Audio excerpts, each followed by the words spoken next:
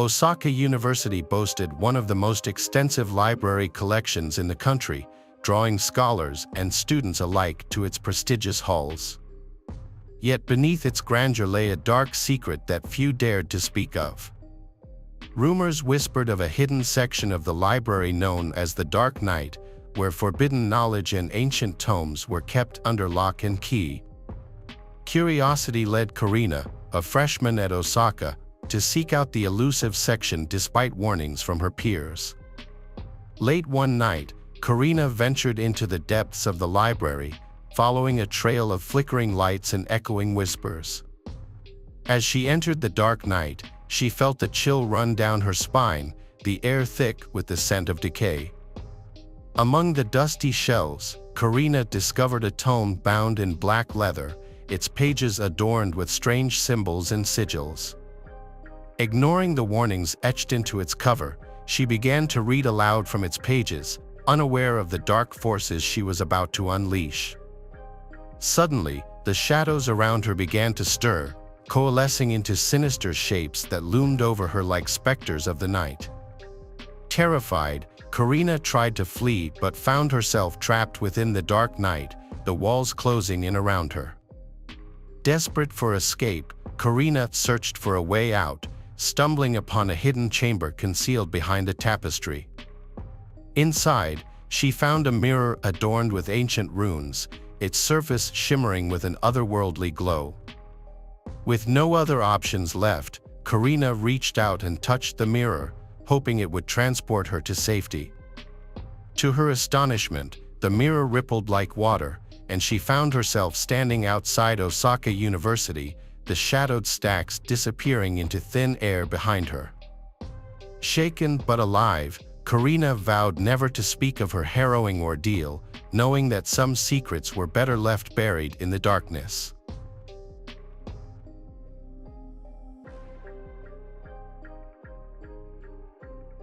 I've always loved libraries, their quiet atmosphere, the smell of old books, and the chance to dive into a world of fantasy always drew me in. So, when I got a job as a librarian at an old library on the outskirts of our town in the USA, I was over the moon. But my joy quickly turned to fear when I realized this library harbored eerie secrets. My name is Carrick, and this story happened to me last fall. I was a new employee at the library, which was built at the beginning of the 20th century. It was huge, with high ceilings and walls covered with shelves of books. Most of them were old, with yellowed pages and worn covers, but that didn't scare me. On the contrary, I was captivated by the atmosphere. The first few weeks were ordinary. I helped visitors find the books they needed, organized new arrivals, and occasionally conducted tours for school children. But one evening, when I stayed at work later than usual, something strange happened. It was already 9 o'clock in the evening, and I was about to lock up the library when I heard a strange noise. It sounded like a quiet whisper coming from the far end of the library. At first, I thought it was the wind, but as I got closer, I realized they were voices. They were talking to each other, but I couldn't understand a word. I followed the sound and found it was coming from the section of old books that no one had touched for years. This part of the library was darker and colder than the rest. I turned on the flashlight on my phone and began to examine the shelves. The books were covered in dust, and at first glance, nothing seemed unusual. But when I touched one of the books, the whispering suddenly stopped. A chill ran down my spine. It felt as if someone or something was watching me. I decided it was just my imagination and went back to work. But the next day, it got even stranger. When I arrived at work, I saw that the books on the shelves had been rearranged. None of my colleagues could have done it, as I was the last one to leave the library yesterday. Days passed, and the situation only worsened. Every evening I heard the same whispering, and every morning I found books out of place. I started losing sleep and felt constantly exhausted. My colleagues began to notice my unhealthy appearance, but I couldn't tell them the truth, fearing they would think I was crazy. One evening, when I again stayed late at work, I decided to solve this mystery. Armed with a flashlight and a camera, I returned to that section of the library. I started recording everything, hoping to catch something on video. The whispering was louder than before, and I felt the hair on the back of my neck stand up in fear. Suddenly, I saw it. A shadow darted between the shelves. I began to chase it, but it disappeared. I checked the camera recording, but it only showed an empty space. Then I noticed one book sticking out from the shelf more than the others. I pulled it out, and a hidden passage opened before my eyes. It led to an old room that seemed to have been abandoned for many years. The room was cold, and the air was thick with dust. On the table lay old records and diaries. I began to read them and discovered the horrifying truth. This library was built on the site of an old cemetery. During construction, workers found ancient graves, but instead of reporting it to the authorities, they just walled them up. The souls of those buried here were angry and could not find peace. They tried to communicate with the living through the books, leaving messages and moving them. I realized they wanted only one thing: peace. I decided to help them and the next day contacted the city authorities. After lengthy negotiations, they agreed to exhume and move the remains to another location. Once this was done, the whispering stopped. The library became quiet, and I felt the fear gradually dissipate. But I will always remember that eerie whispering and those shadows that haunted me at night. Every time I pass by that old section, I feel a shiver down my spine, reminding me of the echoes of the past that have now found their peace.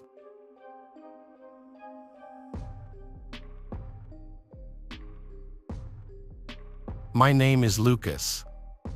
My job at the library isn't the most exciting in the world, but it provides a steady income, and I've always loved books.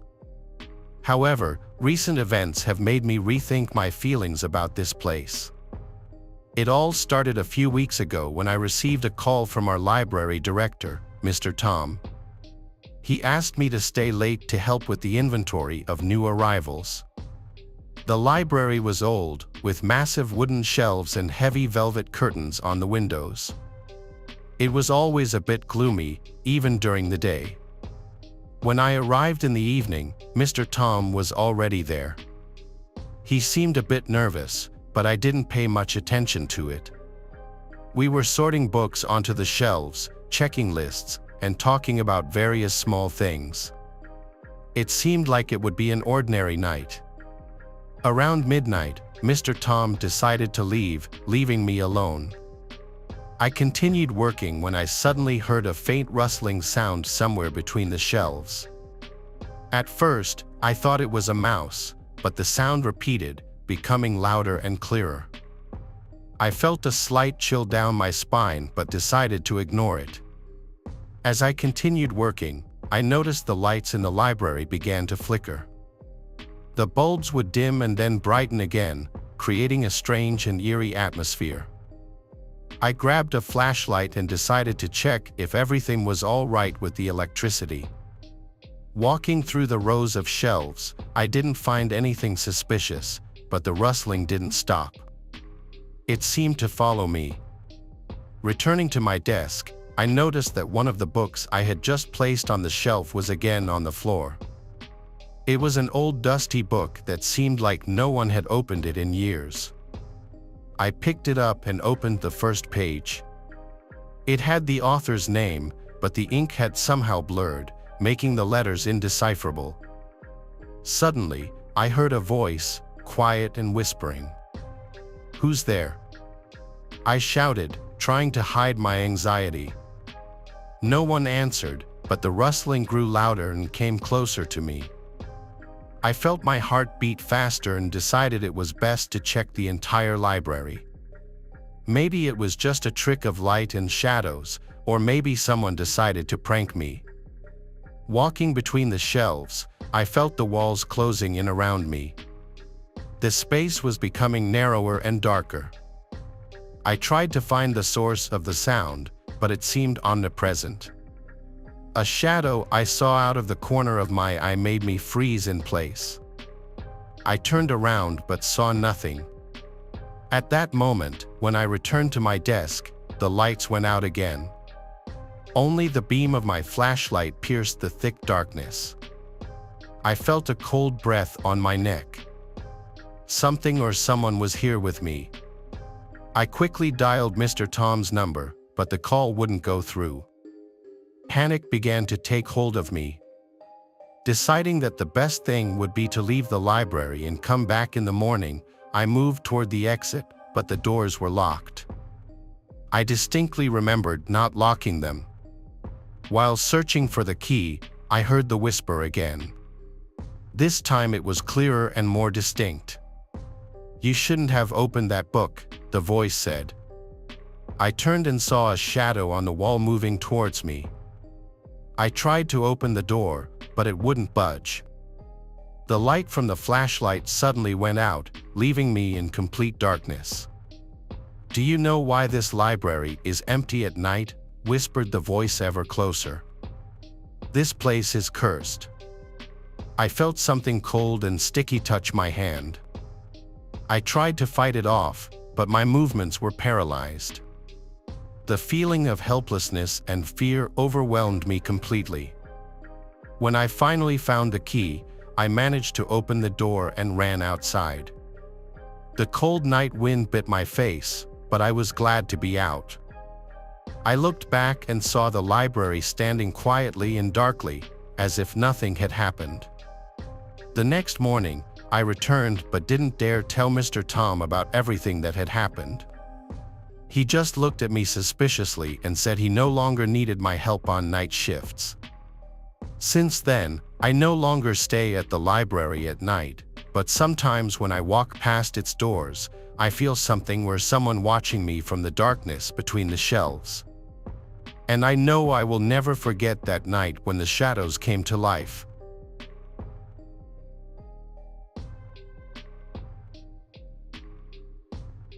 When I was in university, I would take 7 courses every semester because I was doing a dual degree and I wanted to get it all done in 4 years. This meant a lot of semesters I was up to my neck and ears in homework and studying all the time. My university had a library that was open until midnight. I was also interning that semester, so I really had almost no time to do my work.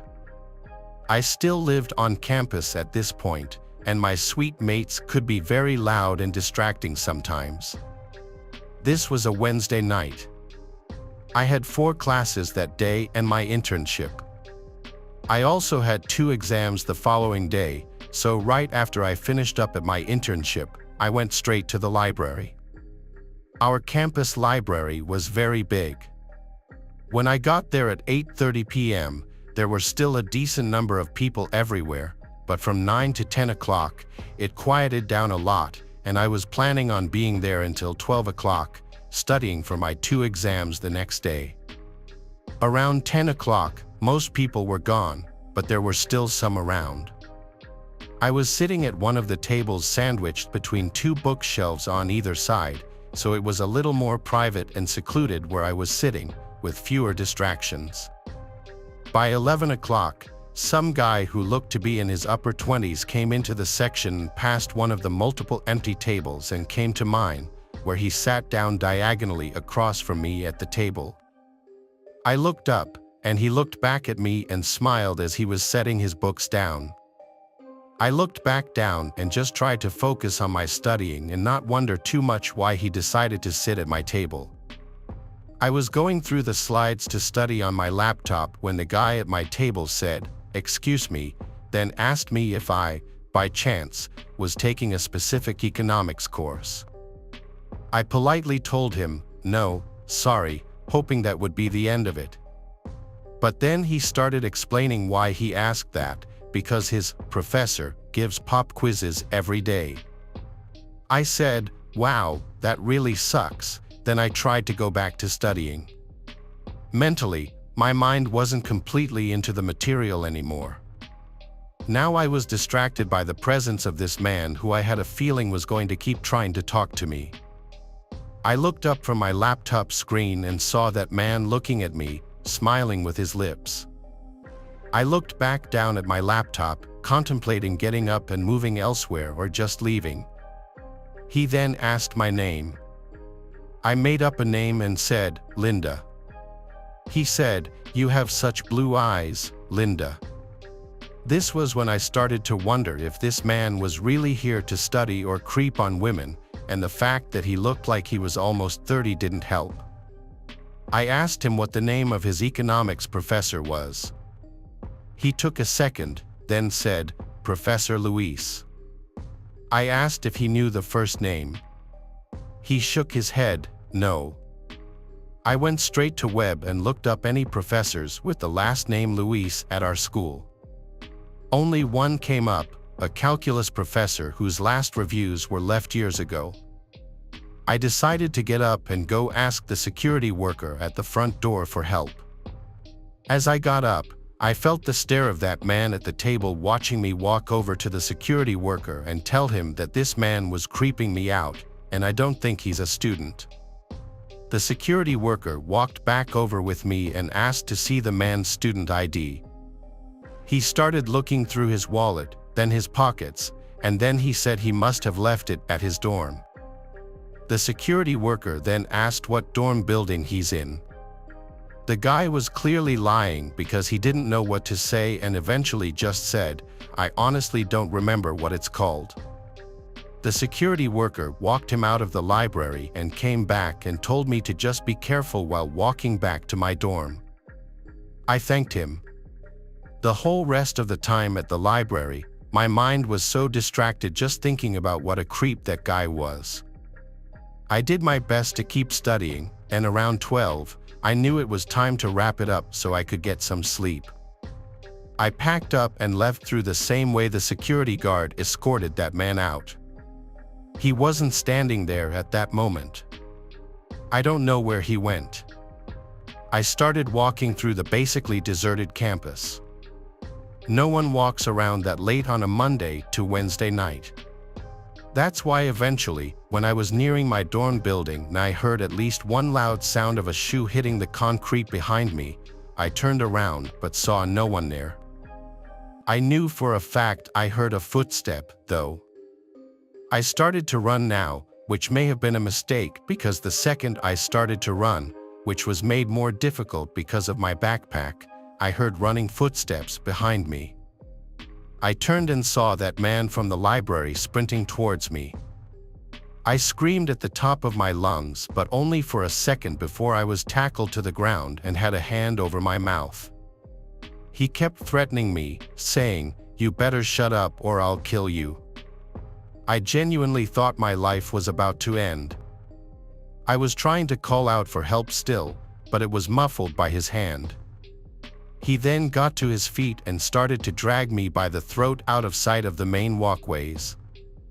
I saw he was dragging me in the direction of the woods right by the dorms. I managed to remove his hand from my mouth for just long enough to scream again.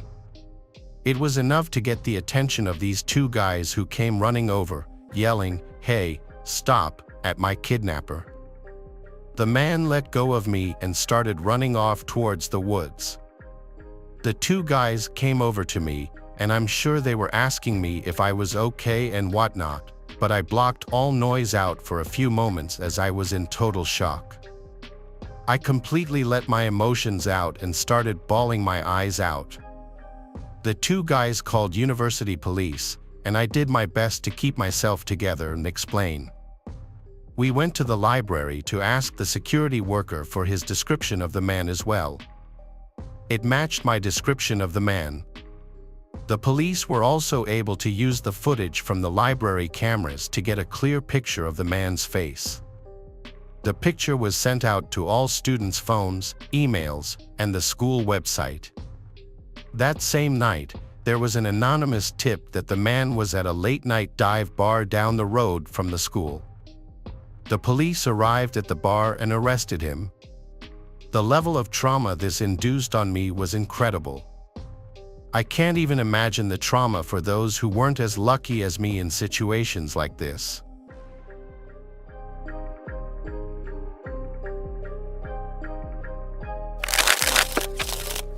Thanks for watching the video. Subscribe to the channel and turn on notifications to watch the latest videos.